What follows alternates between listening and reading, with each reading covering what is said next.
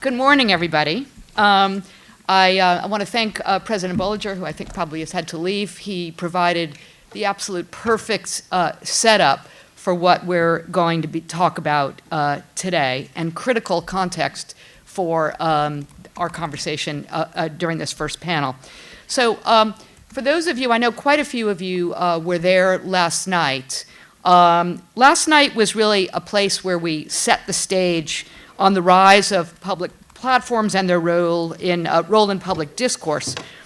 For those that missed it, we heard what Katie Bass called a parade of horribles, which was sort of a perfect example. We went down the row and each of the panelists talked at some length about the challenges that are facing civil society as a result of the information ecosystem that we find ourselves in.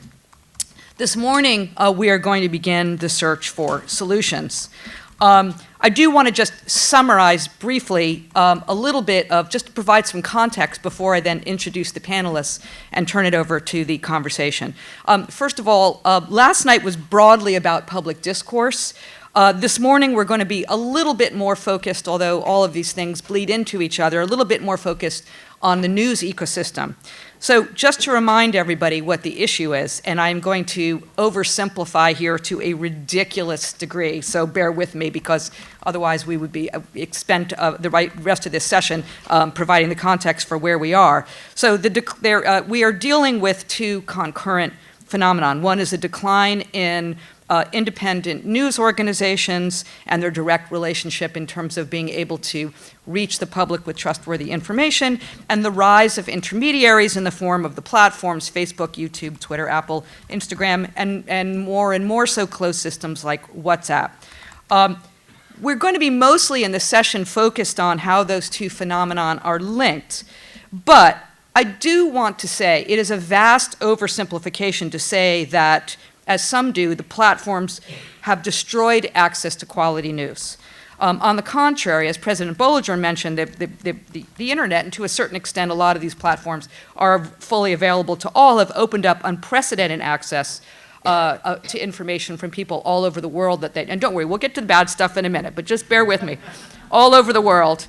And as Emily Bell mentioned last night, you got to give credit to the platforms for creating an incredibly compelling and simple user experience. Yes, that flattening effect has led to problems, but it is a great user experience and an area where, let's face it, many publishers fail to innovate. It reminds me of the ridiculously specious argument that Craigslist destroyed newspapers because Craig Newmark came up with a great system for classified. There was nothing stopping, of course, news organizations from doing the same. I look at it similarly.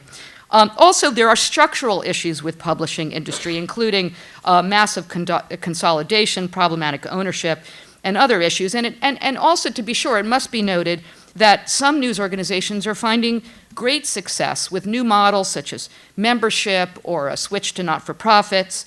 But honestly, that is the subject for an entirely different conference. And so, all that said, I did feel like I needed to say it, but all that said, the decline in news media and the toxicity in the information ecosystem is absolutely tied to the platforms. As Lina said last night, there is some beneficial codependency, but it is a profoundly asymmetrical relationship.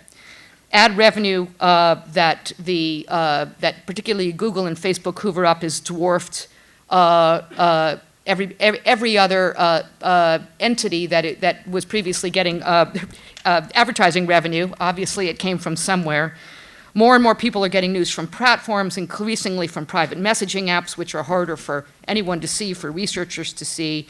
Social media is obviously algorithmically filtered, subject to micro-targeting, even of misinformation, disinformation, or malinformation, to use Claire Wardle's taxonomy, to ever narrower groups in ways that are not easily seen or discoverable at all.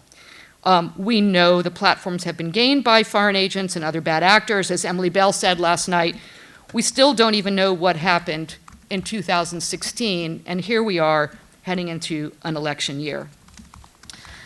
So if our information, if we stipulate that our information ecosystem is indeed toxic, then today we begin to look for cures. I'm going to quote Ethan Zuckerman to my left, who said in his paper, which I hope you've read all the papers, our main failures in responding to the challenges of the contemporary media ecosystems are failures of imagination. So today, we're going to get imaginative. Our goal here is not to set our pitchforks on fire, and to be clear, none of us on this panel, nobody in this room are Luddites. We're not anti-technology. We're looking to find rational solutions that embrace technology but yet benefit the information needs of society. So that is my framing. I would now like to introduce the panelists. All the way to my left is Lina.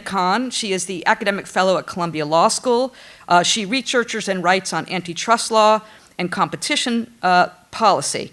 I'm doing very brief bios, by the way, because they're full bios, which are just mind-blowing. I'm seriously intimidated to be up here with them, are all in your books. Next is Susan McGregor. She's the assistant director of the Tao Center for Digital Journalism and an assistant professor at Columbia Journalism School. Her research focuses on information security, privacy, and novel news distribution methods. Next is Andrea Prat, professor of Columbia Business School and professor of economics. His work focuses on organizational economies and political economy. His current research is political economy's attempts to define and measure the influence of the media industry on the democratic process. And then last but not least, Ethan Zuckerman, currently with the MIT Media Lab. For those of you that don't know what I'm talking about, you can Google it later. He is, he's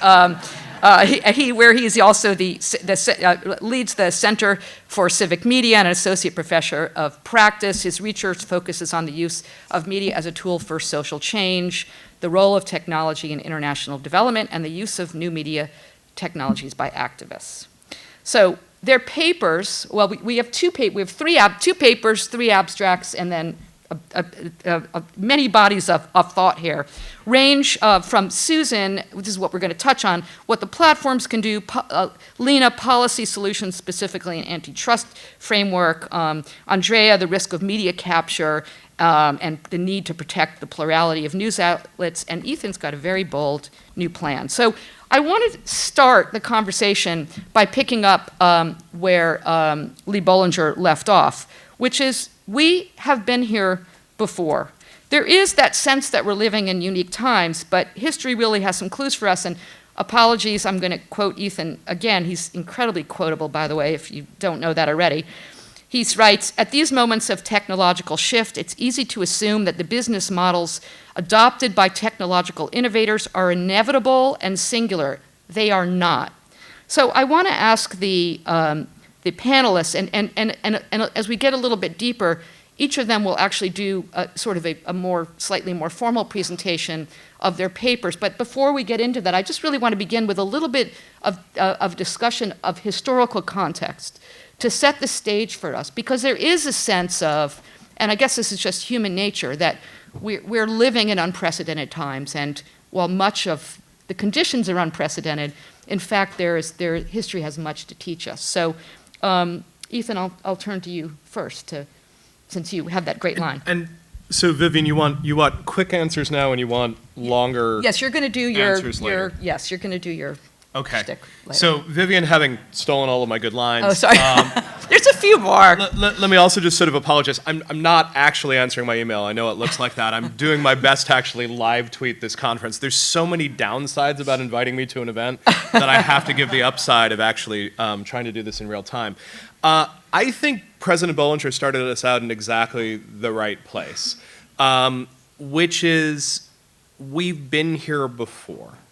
And we've faced situations where a technological shift has brought up extremely deep anxiety.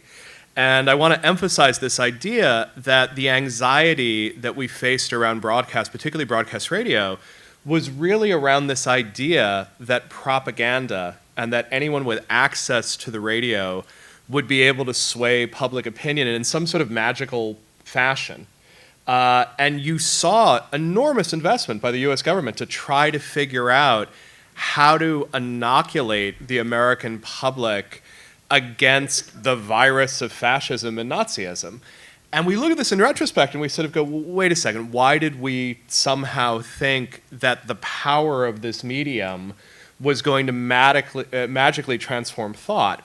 And there's really two responses to that. One is, it's actually a really worthwhile question. Broadcast is incredibly powerful in shaping public opinion. It still is now when we look at the effects of things like Fox News or frankly even NPR. But we also radically overestimated and misunderstood how these mechanisms work. So for me, maybe where I'd like to start on this is this notion that it's possible to both take something very, very seriously and also be skeptical about effects. I think we are absolutely right to be taking seriously the notion that social media and the evolution of these platforms has a deep effect on our democracy. I also suspect that almost everything we think about these effects, whether it's Cambridge Analytica, whether it's the power of target advertising, is wrong, incomplete, and very, very early on in our understanding of what the impacts are actually going to be. So I think we're digging in the right places. I think we need to dig enormously deeper before we decide that the diagnoses we put on these social ills are the correct ones. Although one could argue, and we'll come back to this later, that the notion of this super, hyper, sort of black box targeting is unprecedented and something that doesn't exist in broadcast. You can certainly argue that it doesn't exist in broadcast. You can find other parallels in terms of whether it's pamphleting or other antecedents in media history. Lina, you, again, looking at historical context, and I know you have a unique approach to where you think we might go today. There is precedent there legislatively. We have been here before. President Bollinger touched a little bit on it, but through your particular expertise in antitrust frameworks, I'm curious if you might reflect just on that historical precedent. Sure. Yeah, and I apologize. I'm fighting a cold, so my voice is a little hoarse. Yeah, I mean, the antitrust laws have a rich history. They were animated by fundamentally a concern about concentrated private power across markets, including in news and media markets. In 1950, we passed the Schiller-Kefauver Act, and one of the explicit concerns there was the way that concentrated private power can pave the path to fascism. And in the legislative history, there were expressed concerns about consolidation in news and media and how detrimental that would be to politics and our public sphere. So, there's a rich history of antitrust explicitly being attentive to these current concerns. Over the last few decades, there's been a massive shift in how enforcers think about antitrust problems and a narrowing of the framework that's applied that has been less attentive to some of these concerns, but it's definitely something that could still be cognized even under the current antitrust framework, which is geared towards promoting consumer welfare. But you can think about how degradation of news quality could be considered a harm to consumer welfare. So I think there is still a path for those concerns to be captured under the existing framework, even though that framework is much narrower today than historically, where these concerns were much more expressly taken into account. Okay, and we will come back to you, of course, later about where we might go from here. Andrea, also sticking with the historical context, you write quite compellingly about the risks of media capture and the lessons from other parts of the world and how that might happen here. And I wonder if you can just give us a little bit of that context for what to some feels like is happening in this country.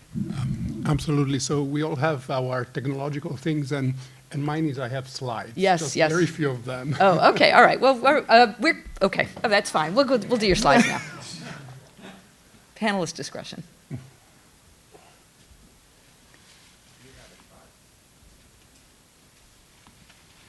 And in fact, so I was, before I got your email, yesterday, I had a lot of slides, but then you gave us a brief. You said in the beginning, you only have 5 to 10 minutes to give an optimistic message. So that's, I think Did it's I say something optimistic? that, you said I did. change is possible. And so I think I'm going to be the first economist in history to give an optimistic message in less than 10 minutes. Let me try to do that. So my point of view, I think one of the most important things that came yesterday was that if you're thinking of regulation, you should ask yourself first, what is that you want to achieve? And so I have a very specific goal. I'm interested in what the media does to the democratic process. There are many other important things. I'm looking at that one. I've been looking at that one for some time. And so I'm going to give a positive message and a negative message, if this allows me to do it. So the information plurality is a public good in my view. And I'm going to argue that we don't have enough information plurality protection right now. The current rules are not working. And then I'm going to try and give one positive message. So I don't know if someone can help. The main idea here is that the democratic process requires the media. Requires the media to keep our government accountable, to keep us informed. Now, when can this go wrong? This can go wrong when media capture occurs. What's media capture? Media capture is a situation where large media owners are manipulating, are using their news sources to manipulate the democratic process.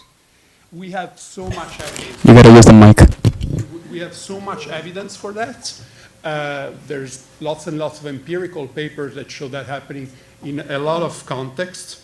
The UK Levison inquiry has shown that happening in the country with the oldest freedom of speech rules. Now, so if information is important, if capture is a problem, what makes it worse? And what makes it worse is the lack of information plurality.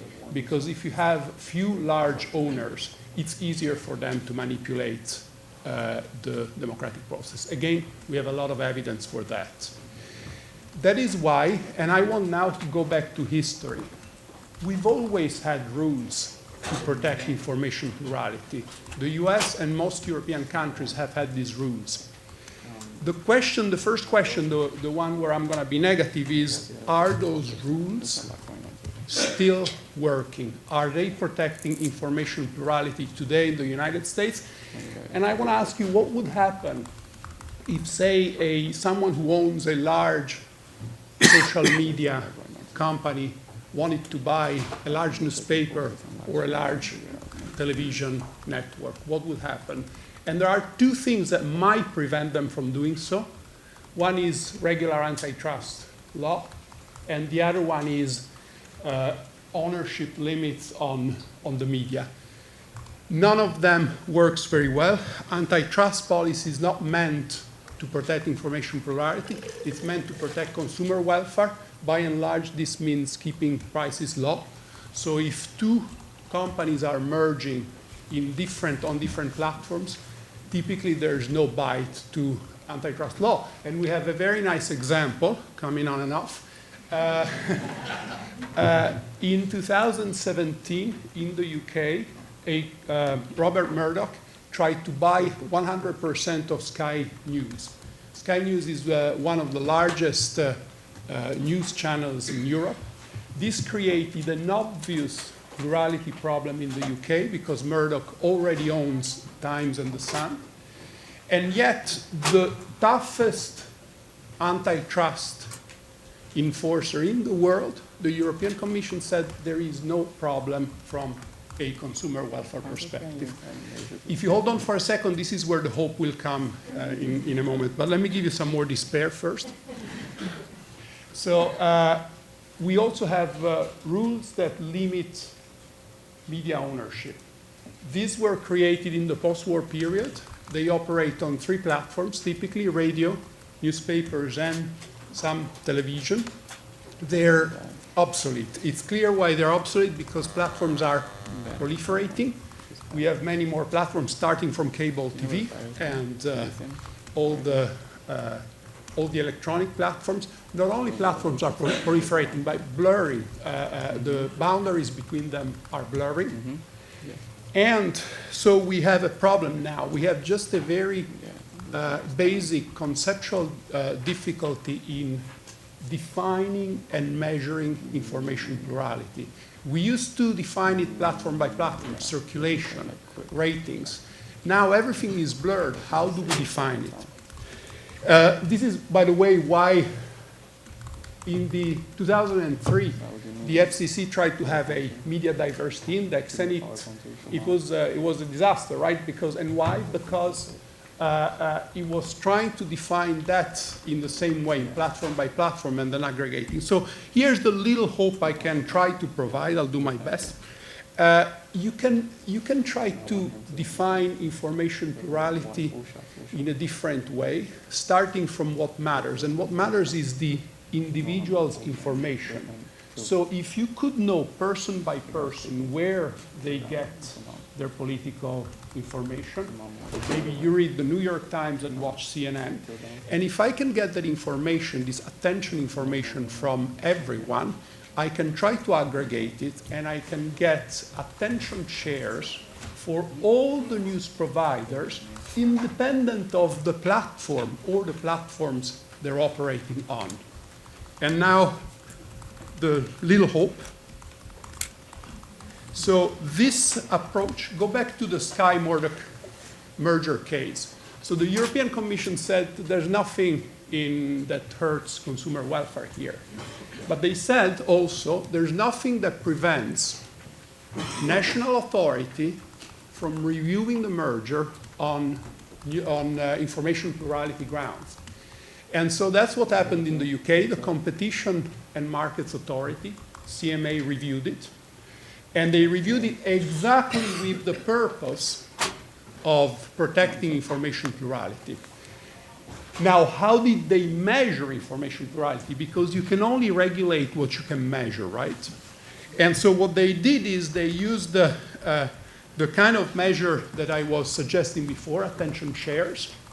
And they computed with lots of surveys, lots of data collection, they computed attention shares in the UK.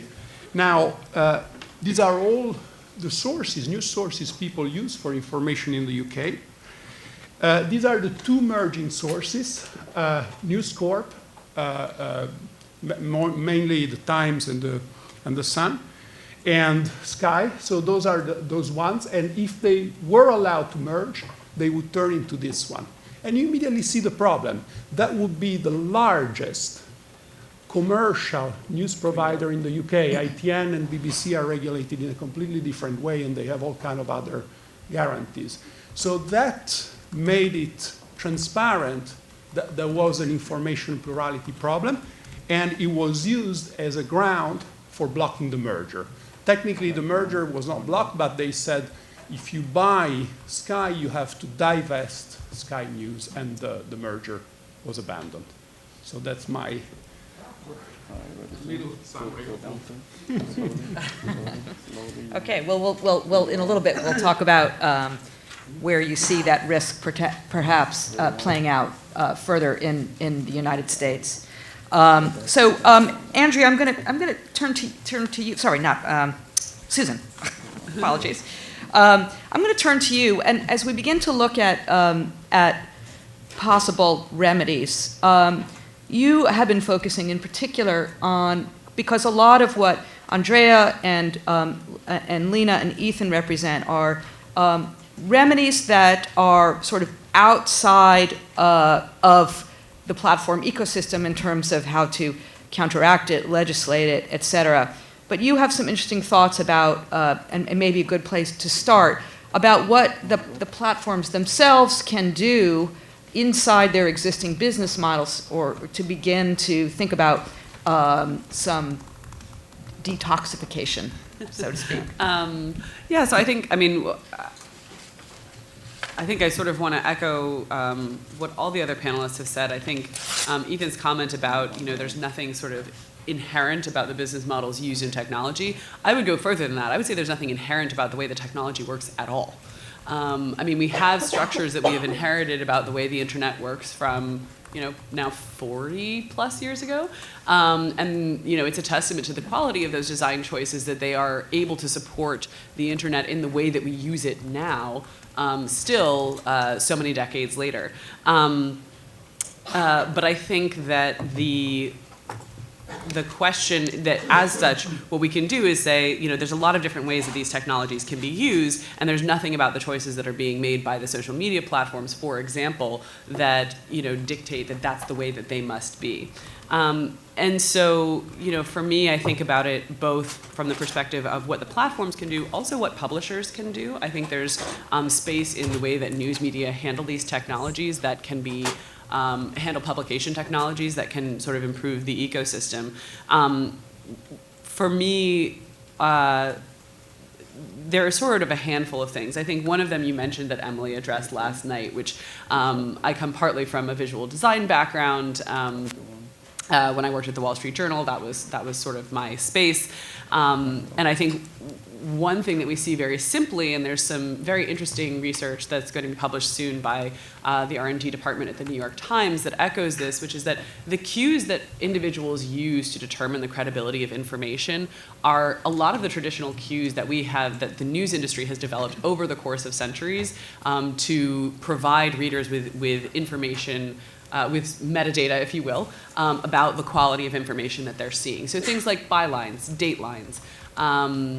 The Guardian actually has carried out a wonderful and very successful experiment based on looking at their own analytics, where they found that just by labeling how old an article is, to say very clearly, and they sort of have big bright yellow text that says, this article is 3 years old, anything that's older than a month, that it actually really changes the way that people consume that information. Because now, if something is presented as being current, so somebody decides to post something to a social media platform, as though it were in the context of a current event, but it's a Guardian, it's Guardian content, it's very clear how old that is, right? So actually we have a lot of the learnings from news media historically that could be ported to the platforms to help increase individuals' ability to understand what they're looking at and make essentially credibility assessments. I think that's right, and I want you to continue with the other suggestions. I only want to add that in some ways a lot of the traditional signals, this is my opinion, can be, or maybe not that clear and can be a little arcane. My favorite example being the ragged right. I mean, if you're in the, how many people know what that means, ragged right? Yeah, not many. So ragged right. So in the New York Times, and other papers follow the same thing, if instead of a column in the print paper being justified, it is justified left but ragged on the right, that means it is opinion or analysis rather than straight news reporting. Now, yeah. No, get it? Yeah, and you're absolutely right. And actually, the New York Times in the last couple of years specifically changed the way that they displayed their datelines, because they realized that in digital formats, the message just wasn't getting across. So this is not to suggest that we're going to port. The answer is never to port what we used in the old medium directly into the new medium verbatim and expect it to work the same way.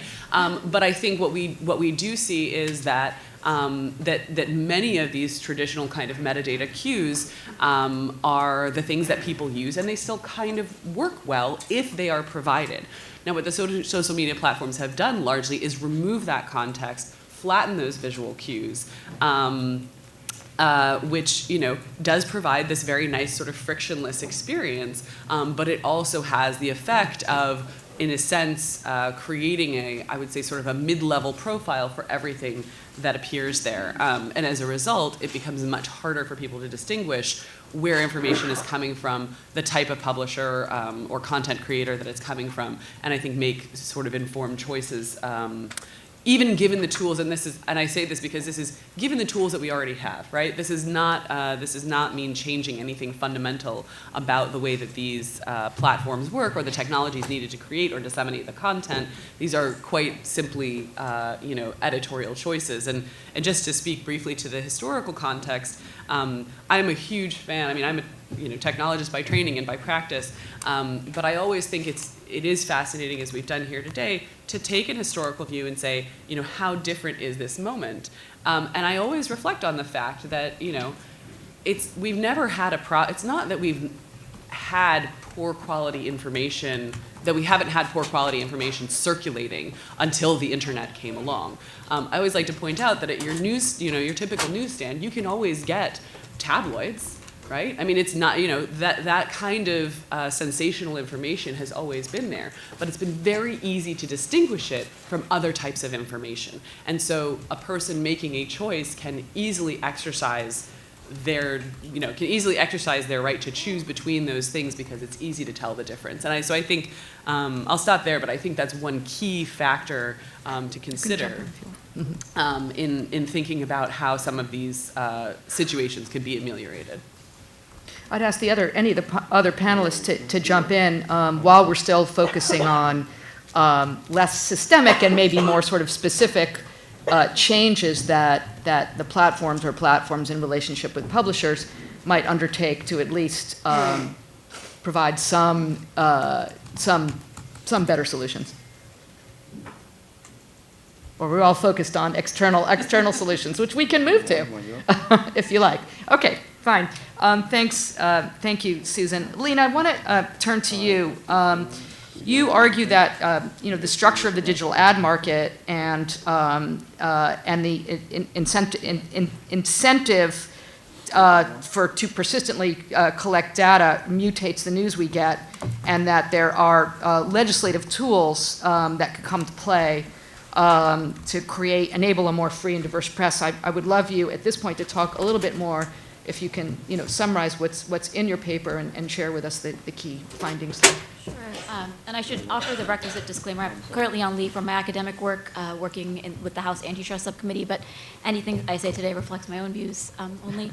So, yeah, I mean, I think, as I noted yesterday, I think there are certain features in the digital ad market that really create perverse incentives and really make it difficult for the publishers who are actually producing the news to benefit from investing in great reporting.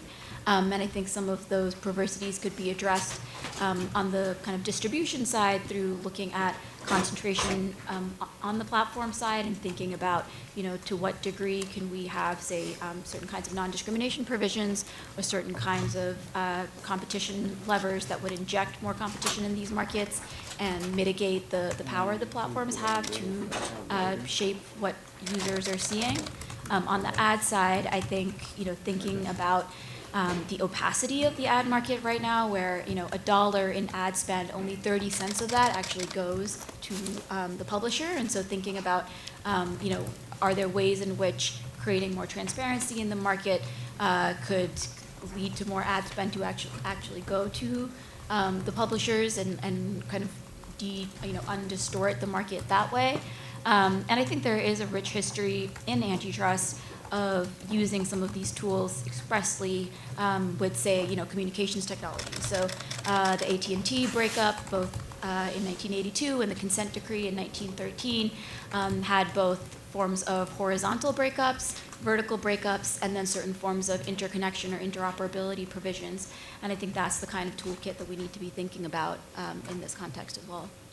And so how do you see, can you be a little bit more specific about how you might see this playing out? Sure. I mean, I think, there are currently several investigations happening, and so I think it's important to see what comes of those in terms of understanding, are there antitrust tools that we need to be using because there's actual explicit conduct, or there have been certain mergers or transactions that in hindsight were anti-competitive. I think enforcers have faced certain challenges in kind of updating their traditional antitrust tools for the digital age, and there are certain ways in which mergers of smaller companies can actually be detrimental in ways that pre-digital we would not have seen, because there are certain features in the digital markets that lead markets to tip much more quickly. And so thinking about how mergers that are lower threshold need to trigger concern in ways that might not have in the past, I think that's something that we need to be thinking about. Looking at antitrust, Andrea, there was a terrifying line in your paper, or terrifying to me anyway, that says there is you said, there is nothing in the FCC ownership rules that prevents Facebook, the second largest U.S. news source, from buying the largest one, Fox News. I'm worried because it's everybody in this room knows more than me about the law. I think. So I'm worried about that statement. But well, your paper's a draft, so this is an opportunity to. Shout at me. I want to add to what Lina said. It's the thresholds that we use for other markets should be are not generally applicable to the media, because we are trying to pursue two objectives here. We're trying to pursue consumer welfare. We're trying to keep prices low, and typically this is not a problem here because most of the stuff is for free or very cheap. But we're also trying to guarantee information plurality, and so that's where the threshold should be different and should be also measured in a different way. So that's where most of my work is going right now. I've been collecting data. I have data on 36 countries, including the U.S., on where people get their news from. We know surprisingly little about it, and one of the big reasons is because media regulators don't collect this data. I feel like it should be one of their central roles for media regulators is to understand how people get their political information, so that we can get a map of that. So with my limited capacities, I've tried to collect information, and I have this. Of these 36 countries. Now, there are a lot of difficulties here. It's very hard to do it because you basically you need to know for every person you need a sample of people, and for each of them you need to know all the sources they use. Yeah. And so that's probably best done with a mix of surveys and hard data collection. So far I've used YouGov. It's far from ideal, but I've performed a lot of external validity, and it seems to give a sense of what people are using. So this is, and I can give you more details if you want, but this is the US. So this is where people say that they got their political information last week. And so now each of these bars represent the attention share of those news providers. And as you can see, there's a mix of different platforms with sort of traditional broadcasting still quite dominant, and also new platforms. It's changing very fast, so we see the change over a year, and you see the clear growth of Facebook. And also this begs the question of, for the same attention share, should we be more worried about a television network, or should we be more worried about a social media? Do we have to pick? In a sense, I feel like this methodology helps you figure out where what we should be worried about, independent of that. And this is one example of things going wrong. So this is the Czech Republic. In the last 10 years. This media owner, Andrej Babiš, has accumulated media companies, and he is now the highest person by attention. And as you probably know, he got elected prime minister with a very skewed campaign. So I guess I'm going to finish with the last thing that worries me, right? I gave you a positive message before, so now I get 3 negative ones. Take 4. Inequality. So when you do this, the most striking thing is that some people have a lot of sources and they are very informed. I bet most of you in this room, you use at least 3 different sources. You're very difficult to manipulate. I'm not worried about you. But basically, we're running now a study where we try to understand how much information, how much people know about what happened in US politics last month. And one good approximation is that about 1/3 of the people know nothing. know pretty much nothing. You can imagine how easy it is, first of all, how bad it is for democracy, and second, how easy it is to manipulate them. So when we think about information plurality, I think it's crucial to think about inequality, and everything we do should be meant to protect this and possibly increase the information of this one-third. Thank you. And you do raise an interesting point, and as I'm sure the organizers of the conference, as we're looking at outcomes, the idea of really much deeper research into how people get their news. It is one of the great ironies of the age we live in that a media which is in theory more measurable than any media in history, it remains still a black box for a number of reasons, including as we move into private messaging. Ethan, you, I've saved you sort of for last in terms of the big idea, because yours is the most outside the box in terms of, although not without precedent, as we're about to hear, but in terms of really rethinking entirely the ecosystem for news. So talk to us about your vision. So let me go back to where President Bollinger started, which is radio. And let me actually sort of remind you that the speed of the revolutions that we're seeing around social media are actually really slow when you compare this to radio. Radio, as we know it, voices, music, over the air, becomes possible in 1912. You just can't do it before then. By 1924, you actually have 3 completely distinct business models for supporting radio in different parts of the world. You have a very diverse ecosystem in the United States, more than 700 stations, owned from everything from nonprofit organizations, department stores, hotels, as well as the emergence of for-pay advertising supporting commercial broadcasting. In the Soviet Union, you have an entirely different model. You have a single radio station. Soviet radios are wonderfully simple in design. They have one knob. You can control the volume. And then in Great Britain, you have an entirely different system. It's a single broadcaster, but it's a broadcaster with a good deal of independence from the state and this notion of a public service mandate. And so this example is a pretty good point that the business model is not inevitable.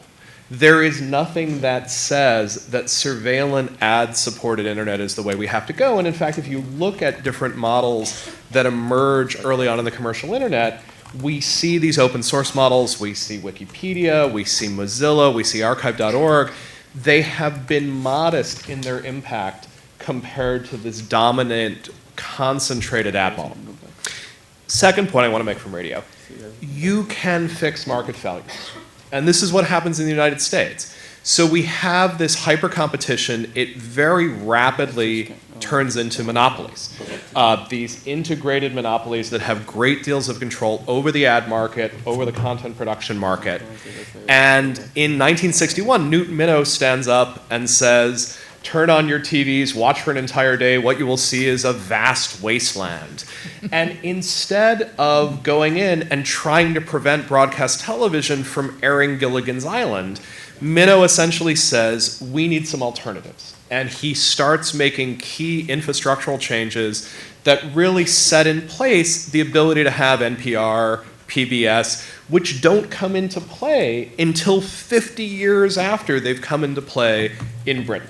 So you can look at this situation, this vast wasteland that we're looking at right now, and imagine something significantly different. It should not be remotely surprising that when we look at things like social media tools, or even at how search works nowadays, that we are disappointed with its civic effects. These tools were never built to optimize their uses in a democratic society.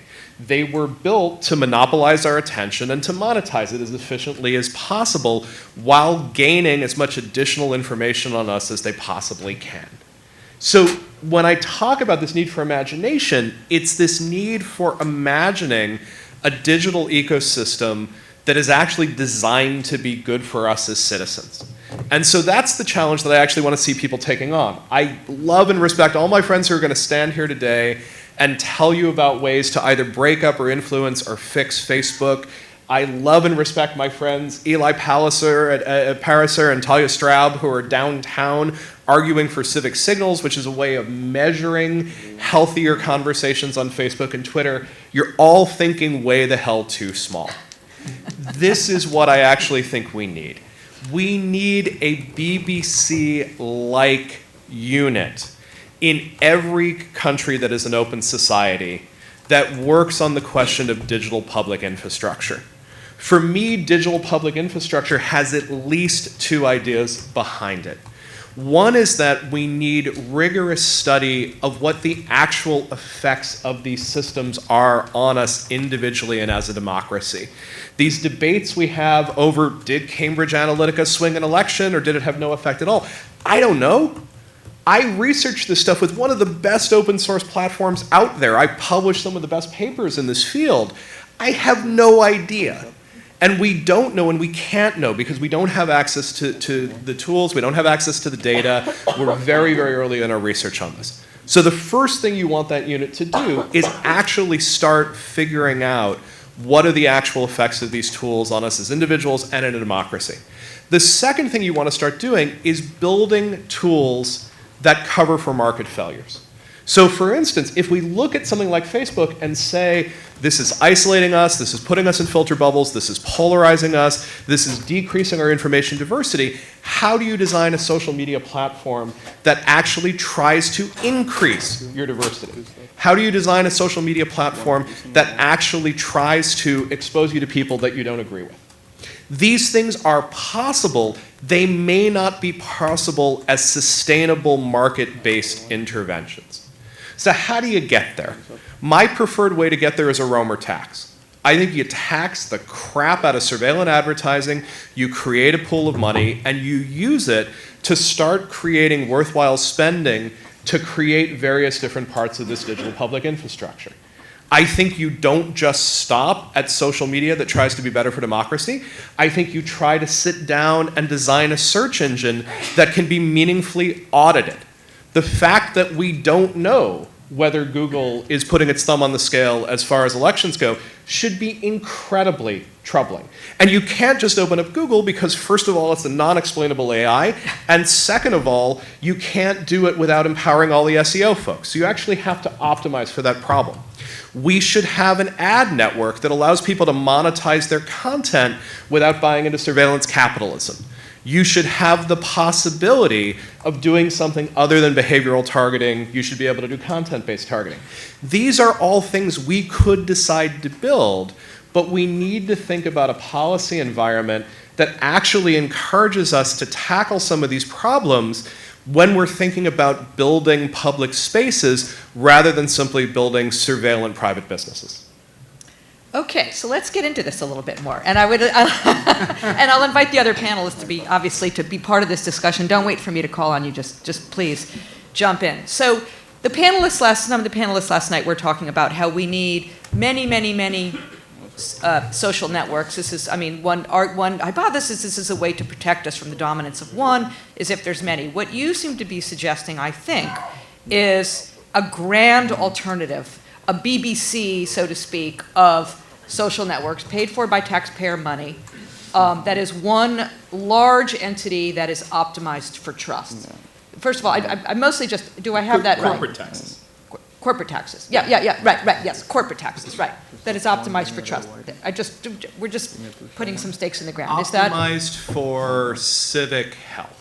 Civic health, okay, optimized for civic health. I don't actually know how to optimize for trust. My new book's all about mistrust. I have no idea how you optimize for trust. Civic health, I actually have a sense of how you might do it. Okay. At some point, if we have time, I can talk about how we're looking at that at Civil, but I am a moderator here and not a panelist. And this would be and I know you are mostly laying the foundations and not the solutions, but I just think it would be interesting to imagine what this would look like. So it is a social network. Yes? So here's an example of someone here's someone who's starting to move in this direction. Okay. So, by the way, this isn't going to happen in the United States, right? This is not where you start with this idea. You start with this idea in the Netherlands. You start with this idea in the EU, where the notion of taking government money and handing it to Silicon Valley companies just doesn't make a ton of sense. There's a group in the Netherlands called Public Spaces. It is an alliance of their state broadcasters and their major cultural institutions, arts festivals, museums, things along those lines, who are trying to figure out, how do we stop using Quora, which is a hideously surveillance system, and actually use some sort of open source software system to host Dutch language conversations about Dutch issues. That's the sort of thing that you can imagine happening. You can imagine the Netherlands going in and essentially saying, fine, Google and Facebook are going to continue advertising here. We're going to take some of that advertising revenue and we're going to use it to create a set of tools specific to enabling conversations that are in the spirit of the public good within this country. So, who runs this, and how do you? My question is, how do you have somebody in charge who is can be trusted? We're going to exhume Lord Reich. We're going to reanimate him. No, I mean, public broadcasters have been in this business for. You've been in this business. Yes, I have. I consider you pretty trustworthy. There are structures that allow organizations to come together and essentially say, we're going to try to build new tools and new programming in this space. I'm actually not interested in trying to solve the news and misinformation problem with this. I actually think plurality is probably significantly more interesting than simply trying to declare a set of truth. What I think you can do is work from a set of principles. I'm very interested in trying to build tools and spaces that are public in spirit. They're plural in purpose. So part of the problem with this is you can't just have one social network. That's crazy. We don't just have one way of interacting. This is a very different form of interaction than we will have if we have a conversation over lunch. And then finally, they've got to be participatory in governance in one fashion or another. So if you start with principles like that, and then start saying, how do we design these infrastructures, and how do we find ways to support them, and then add in the fact that you don't just have to do this in one country. You can do this in multiple different spaces and look to see how models emerge. That becomes a framework for pursuing this. Andrea, you wanted to say something, and then Susan. I think this is a. Could you get closer to the mic? Yeah. I think this is a fantastic idea. It's really crucial. And when I was talking about inequality, this is really the way to change things, because we would have something that speaks to everybody. So I completely agree, and I completely agree on being creative. What I disagree with is I don't know if I disagree, but the BBC, when I hear BBC, I kind of worry. This was a model that was fantastic in 1952. It was the best thing you could do in 1952.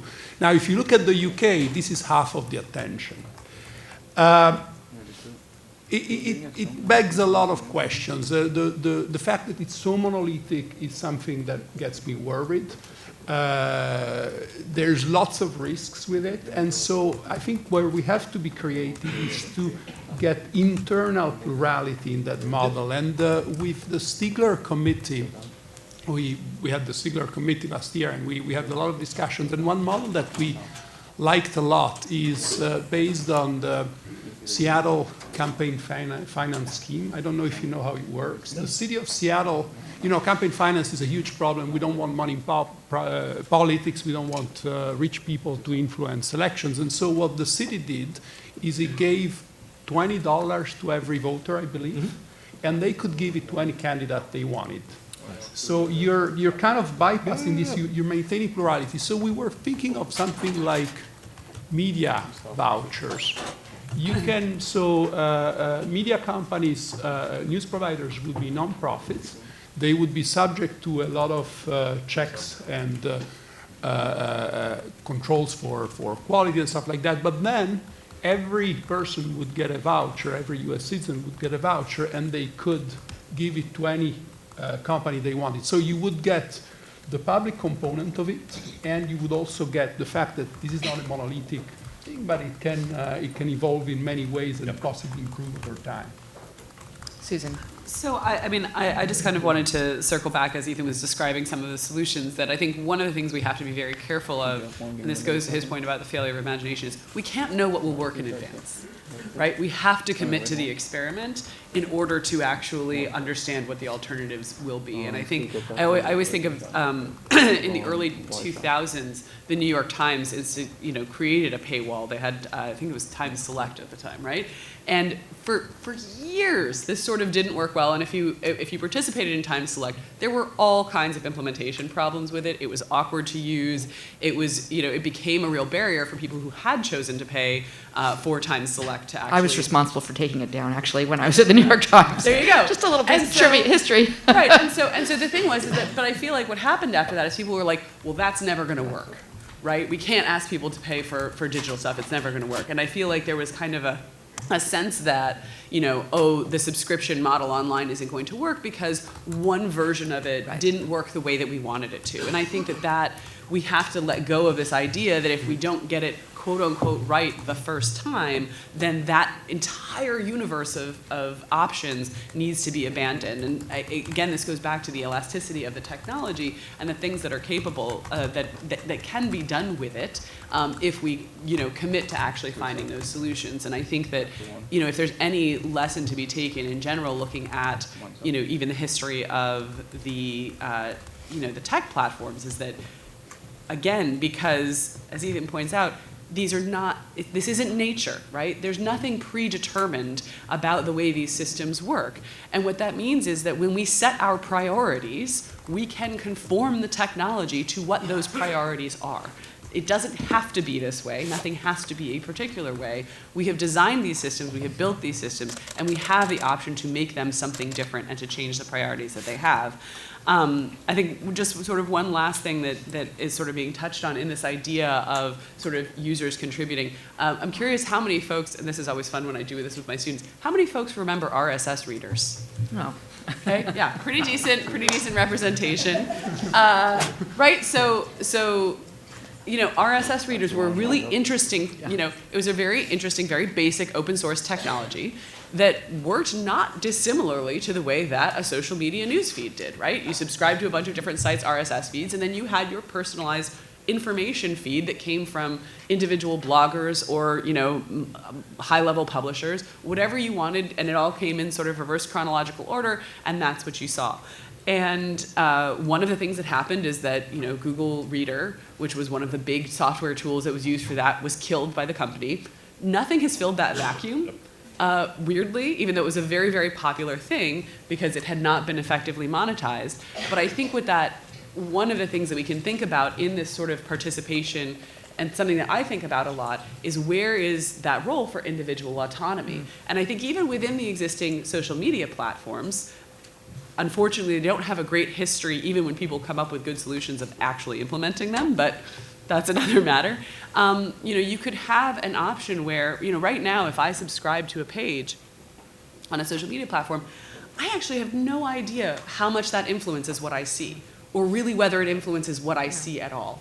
And we know from research, from everything from grocery, from food shopping to Netflix DVDs, that we all make more virtuous choices in advance, right? Now, this doesn't mean that I agree, that what I think is virtuous is what you are going to think is virtuous. It's what you think is virtuous, right? We tend to ascribe, we tend to express our highest ideals in the choices we make in advance. And so if there was an option, right? So this is sort of to what might this look like, to say at least 60% of what you see is going to come from those sources that you have identified, right? Then we actually sort of get to this idea, not just potentially of plurality, but of those who are interested can genuinely minimize their intake of what they consider lower quality information. Again, this is not to say that anything is going to be outlawed or banned or anything like that. You can still produce whatever you want. You can subscribe to whatever you want, but at least you actually get to see it. And that's, to me, the great concern, is that, right now, a lot of people are, as you point out, there's an information inequality. They're not really in control of the information they get. They cannot really exercise choice in how they are informed. And I think that, to me, is the real is the real risk and the real threat of the current situation, is my ability to really control what I am, how I am being informed, and to choose actively the information that I am receiving. Ethan. So I'm so happy that you brought up RSS readers and aggregators. I thought you'd appreciate that. So my lab at MIT has been building a tool called gobo.social. It is a social media aggregator. At the moment, it lets you read Twitter, Facebook, Mastodon in the same place. The reason we designed it is anticipating Jack Balkin's universe where 1,000 social networks bloom. Because the real problem is that we pay attention to social networks on average. People install 3 things on their phone. It's very hard to get them to pay attention to the 4th, even if they install it. You actually have to put them in the same place. And then you have to give people control over them. So what Gobo does is gives you your own AI filters that you can play with and decide whether you want to see more voices of women, whether you want to see political views that are going to change your perspective on this. We will be sued by Facebook under the same case as Facebook v. PowerWeb if this gains any traction. And frankly, we've halted development on it because we can't get access to any of the other APIs out there. So we wanted to involve YouTube, we wanted to involve LinkedIn, we wanted to involve some of these other social networks. They've all rejected us. So this is a place where Cindy last night was talking about adversarial interop. You need deep interop and adversarial interop to get towards the vision of where I'm trying to go on this. You need the possibility of people saying, I want to create a social network just for our conversation here today, geo-linked, you've got to be in this room to use it. None of us will use that unless it gets integrated within the flow of the rest of your social media feeds. And it needs to have the same logon, so you don't have to go through the same miserable process of trying to create an identity and sort of get within all of it. This stuff is not technologically unfeasible. It's actually pretty darn easy to build. It's a pain in the ass legally. And so that's why this is a great room to have a conversation like this. But the conversation has to be vastly broader, in my opinion, than just fixing the 3, 4, 5 giants we have now, which is why I would argue that this frame is not very helpful. The frame is not just how do you fix these giants, it's how do you start imagining a world where these giants aren't the only things that we have to deal with to have these conversations. So I want to open it up to the room, but while you are getting ready, do we have microphones, or are people just going to shout, or I'm not really? Oh, you're at the desk. Sorry, I forgot. You've all got microphones in front of you. So just raise your hand. I just want to, okay, we'll just go right into questions. The only thing is I wanted to say, Lina, did you have anything you wanted to add to this conversation? I'd give you a chance to talk. The only thing I would add, I mean, I really appreciate the panel's really pushed back against tales of inevitability or determinism in this space, and I think thinking about how laws can structure markets to promote public ends is deeply in line with how the anti-monopoly tradition, which was all about thinking about how we can use laws to prevent concentrated private power from having outsized effects. I would say to Ethan's last point, you know, I absolutely agree, but I do think that thinking about market structure is more than just about fixing existing problems and existing platforms, insofar as the ecosystem that you can create can, you know, create space for innovation and create space for competition on metrics that we might not be seeing in the current environment. So I do think that those things are actually a bit more compatible. Yeah. Okay, we're going to go to questions. I'd ask you, we'll start with the gentleman in the front row. Please introduce yourself before, and please, questions, not speeches. Thank you. If the light is on, it's on. There you go. My question, can you hear me? Please introduce yourself. I'm Michael Myers. I'm the president of the New York Civil Rights Coalition.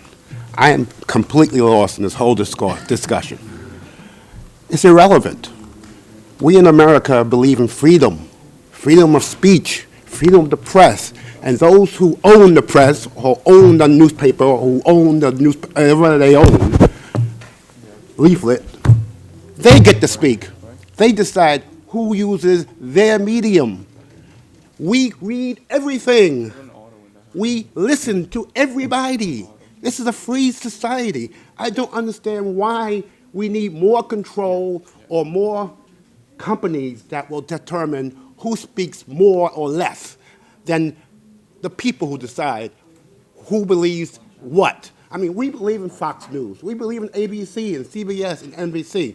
And we don't believe in them. That's our right as a free society. We get information from all sources that we can get information from. Why do we do control? And what is your question precisely? Why do we need control? You need control in part because you don't listen to everything. And you don't listen to everything because you don't actually have control over what gets amplified and what gets suppressed. You have opaque systems like Facebook, like Google, that make it vastly more likely that you're going to hear some voices than others. And that has immense importance in terms of what we know and what we don't know in a free and democratic society.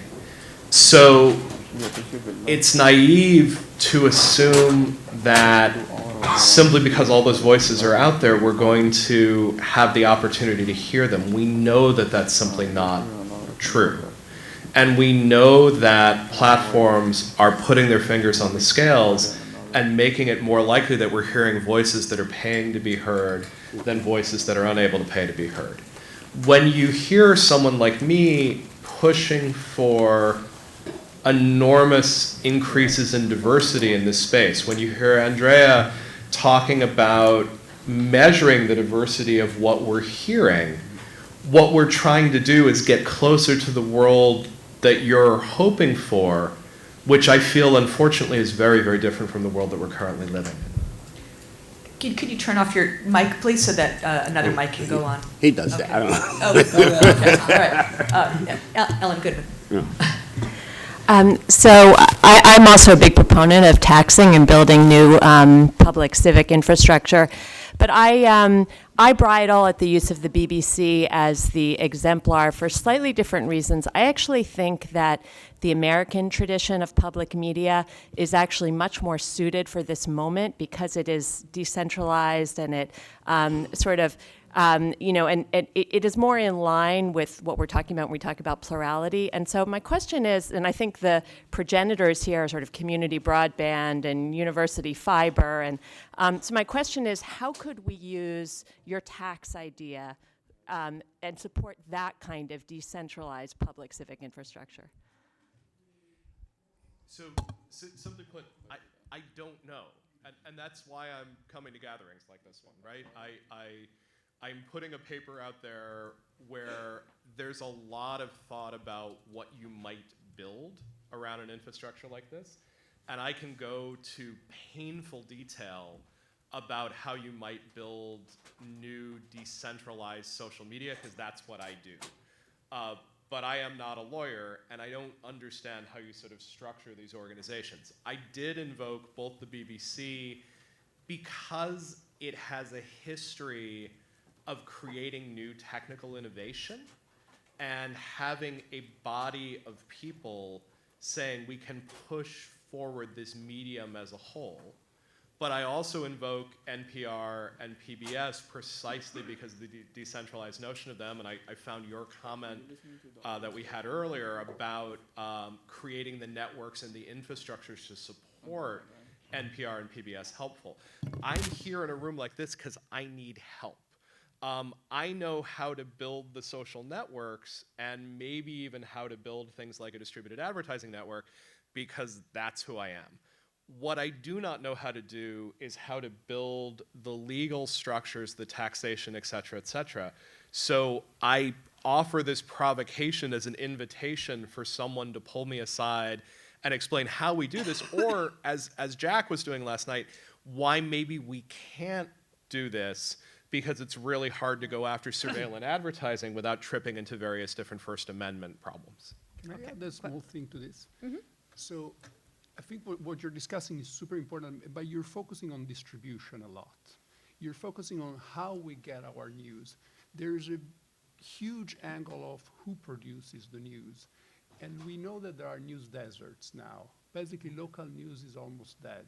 So this solution, whatever it is, it should make sure that most of the money goes into news production. So in a sense, I'm not so interested in having lawyers here as much as journalists to tell us what it is that we need in order to resurrect small-town journalists, what it is that we need to have, you know, in a town of 50,000, have someone who full-time follows the justice system, reports about it, what I think that mechanism should achieve that somehow. Money is needed mostly for that. Money. Okay, just here in the blue shirt. I'm Gilad, I'm a journalist. I have a question for even Andrea, just to respond to your point that you just made. It is the case that in some of the most rural and remote parts of the country, NPR plays exactly the role that you're describing. Like in Alaska, that's like the only show in town. So that is kind of responsive to your point. Having said that, though, Ethan, I'm curious. What does the establishment of, what does creating public entities accomplish that increasing private sector competition doesn't? And sticking with PBS and NPR, the best examples of their value that come to mind are cultural. They've never been the premier news gathering or disseminating organizations in this country. So they're the most trusted news gathering organizations in the country. Which is no mean feat, given problems with news trust in the US. If you look at trust across both political parties, you come up, weirdly enough, first with British public media, followed by US public media as the most trusted sources. So first, that's a good thing. Second, I use the phrase public in spirit. So the principles that I'm pushing for are plural in purpose, public in spirit, participatory in governance. Public in spirit doesn't necessarily mean publicly funded forever.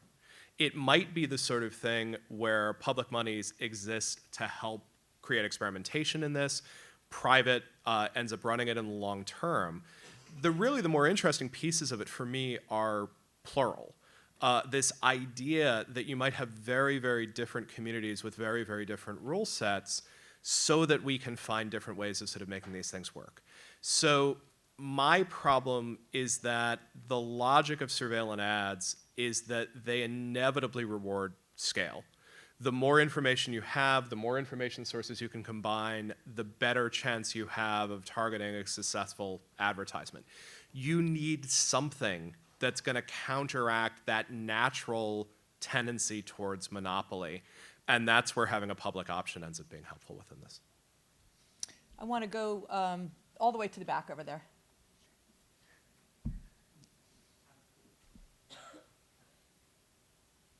Somebody, can you turn your mic off, whoever? I'll shout. So, Ethan, I know you don't want to go in the direction of trust, as you said, but I'm thinking that maybe that might be a necessary route to go down for the adversarial interoperability that you talk about, simply because I can imagine really clear practical impediments to people wanting to sign up for these other services and then link them in with this sort of easy to sign in process that you imagine would be, well, God, I don't want to do that because even if I trust this new great startup that's going to do wonderful things with my data, well, then Facebook's also going to get access to it and whatever else. So I'm just curious if anyone on the panel sees trust as being sort of a fundamental part of this problem, and if you have any ideas for how we might go about getting rid of it. I'm sorry, I have to take moderator privilege and just provide at least an answer to this, if not the answer to this, by mentioning something. It's an experiment of what we're doing at Civil, but we are creating a decentralized platform that is optimized for trust. It is completely autonomously controlled, almost entirely autonomously controlled by the members of the news organizations that are part of it and the public, according to a living document that is a set of journalism standards. And the idea is for a news organization to be part of the public, part of the platform. The public reviews those news organizations and can, through a very careful system with a lot of checks and balances and appeals, remove a network that is not trustworthy according to these standards.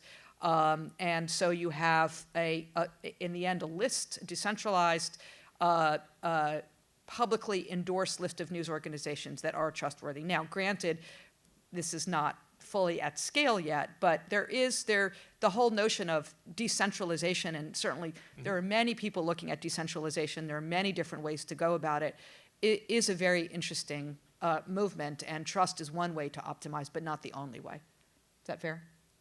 Anybody? I mean, I was just going to say, I'm not sure this is exactly to the point, but you know, at the Tao Center, we've been doing a fair amount of research over the last year, and continue to do, on local news and sort of trust in local news. And I think that actually that's a case where decentralization is key. So one thing that we found, one thing that's come up in the research a lot, is that, you know, essentially the reason why people trust local news is because they see themselves represented in it, right? And that it becomes kind of an auditable form of news. Because they know about the things that are being covered. And so I think there is a relationship between that decentralization as trust, as well as representation. Another thing that we've heard a lot is this idea of doing journalism that is for a community, not about the community, which I think is might seem subtle, but as you reflect on it, is a really important distinction. So I think there is a relationship between the nature of the solutions being proposed and their relationship to trust. Okay, more questions just over here in the green sweater. Oh, we need the mic off, so. Hi, I'm Lynn Oberlander, media lawyer. I mean, I think this is really fascinating, so thank you. My question is really, I think, to Lina Khan, specifically around we have a lot of the problems that we have with our platforms and our digital information space is in fact due to legislative creations. Didn't arise, purely naturally. We have, Section 230. We have all sorts of things that contributed to this monopoly of information. What more specifically can we do apart from sort of these public support or public entities to level the playing field, perhaps, or to at least bring us some more information? With the platforms, as we discussed yesterday, I do think a first-order question is figuring out whether competition really is the right way to govern some of these markets. There are obvious benefits to scale in some of these instances, and then to the degree that we do want to preserve scale, what are the ways that we can prevent abuse of scale? In the antitrust context specifically, I do think that there are certain ways in which antitrust is not really caught up to the reality of how network effects lead these markets to tip more quickly. There are a whole host of ways in which we could have provisions that really soften the exclusionary consequences of those network effects. I also think that with regards to thinking about conduct and how these platforms have been able to achieve their dominance. In some instances it's because they benefited from scale, but in other instances there have been very clear instances of either exclusionary conduct or acquisitions that ended up, in hindsight, being anti-competitive. And so thinking about how the law should be more attentive to those, I think, is something that should be on the table expressly in the antitrust context. Section 2 of the Sherman Act, which is what deals with monopolization, has really been gutted over the last few decades, and so we haven't had a serious monopolization case since Microsoft, which was 20 years ago. I think the good news is that in the antitrust community, there is actually now a really robust debate, and there are dozens of conferences every year about just this question, antitrust and big tech. And so I think I'm hopeful that in the coming years we'll have a richer set of options when it comes to thinking about legal reforms. Thank you. Over here. Hi, my name is Soraya. I'm a journalist. I'm curious. Oh, is it on? Yeah? Okay, great. This question is for Susan. You spoke a little bit about technical innovation in the realm of media that excited you regarding credibility. Things like, much earlier, obviously, or the Guardian example, like 3 years, making people aware of how old an article is. I'm curious what innovation exists today that excites you regarding revenue models outside of the New York Times kind of bold subscription model, how newspapers are kind of dealing with the monopoly of advertising. That's my question. So just to be clear, so the question is sort of like what's possible in terms of revenue models? Yeah. Yeah, so this is I'll be honest, like this is not my space. Okay. My space is more in sort of the dissemination and publishing and production of news. But I mean, I think just based on examples that we know about for organizations that have developed, particularly in the past sort of 10 or 15 years,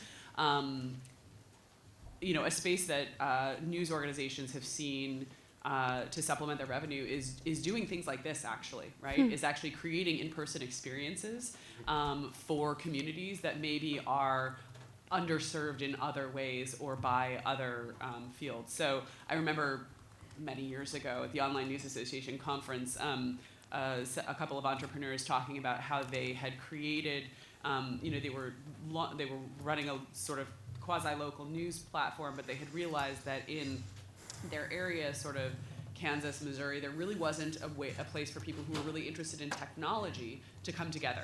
And so they did a conference.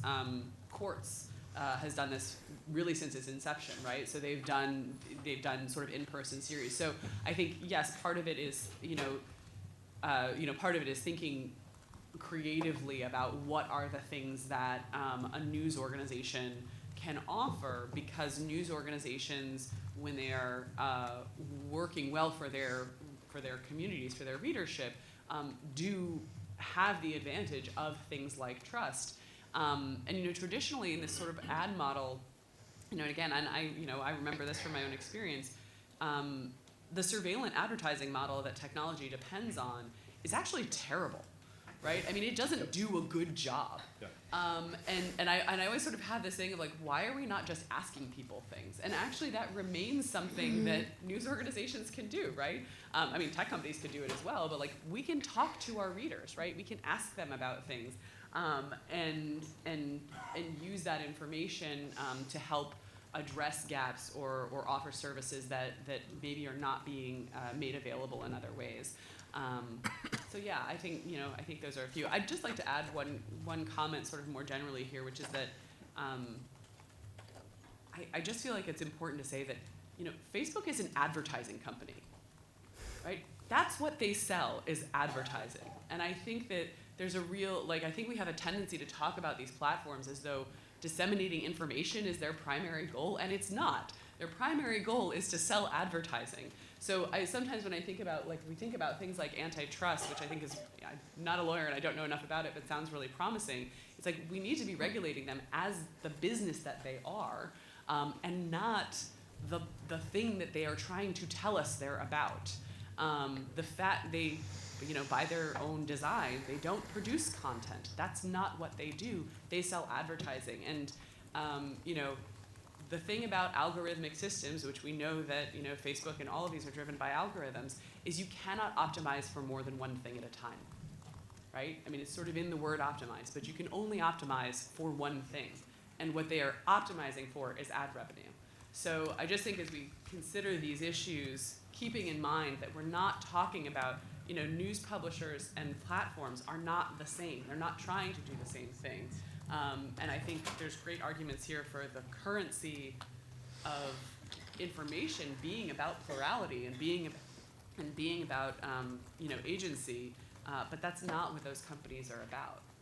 It may not be their goal, but indeed they are increasingly editing the information, obviously, that we see. But yeah.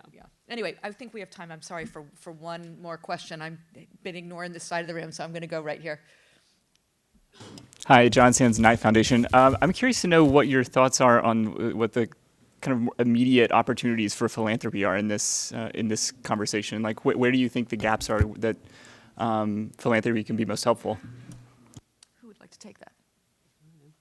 I have lots of thoughts about philanthropy. Look, one of the incredible problems philanthropy has at the moment is that in the US, at least, we tend not to talk very much about public goods in a government context at this point.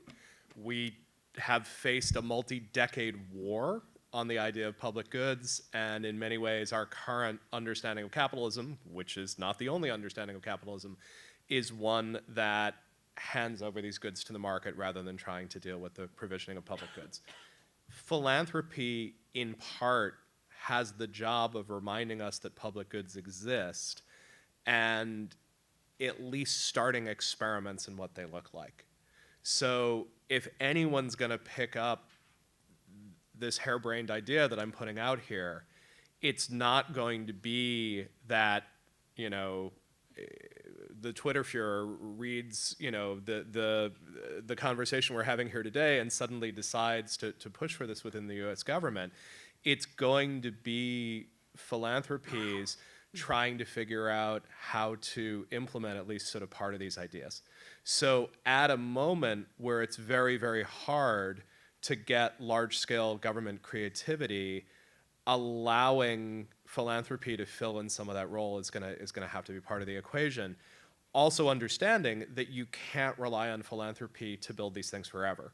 And so trying to figure out what that gap is between the early experiments in the field and then communities deciding, maybe not on a national level, but maybe on a city level, a state level, that these are things that we want and that we're going to find a way to support them. Allowing philanthropy to be that bridge from crackpot idea to implementation would be a good way to go. With that, we are going to have to wrap up this panel. Oh, I'm sorry. Did you want to just add one? I was just going to say to sort of tack onto that, because I think, you know, Ethan's talked about some great ideas. You know, as somebody who comes from a news organization, I feel like for media creators or technological innovators, we're not lawyers. So all of the legal challenges that Ethan is describing towards actually doing some of these things, I feel like is a place where philanthropy and advocacy could really help, right? Because that's, you know, you can come up with a great idea, but if it's legally infeasible because of things that maybe we don't think should be legally infeasible, you know, the best idea in the world is never going to get off the ground. So I think that there's almost a consultancy opportunity there to say, how can we develop, you know, how can we make room in the marketplace that allows things that we think should be successful to succeed? Okay, thank you. There is much more to come. I think we are going to a break. Is that right? Yes, we're going to a break and back at 11:30. Okay, thank you. Thanks, everybody.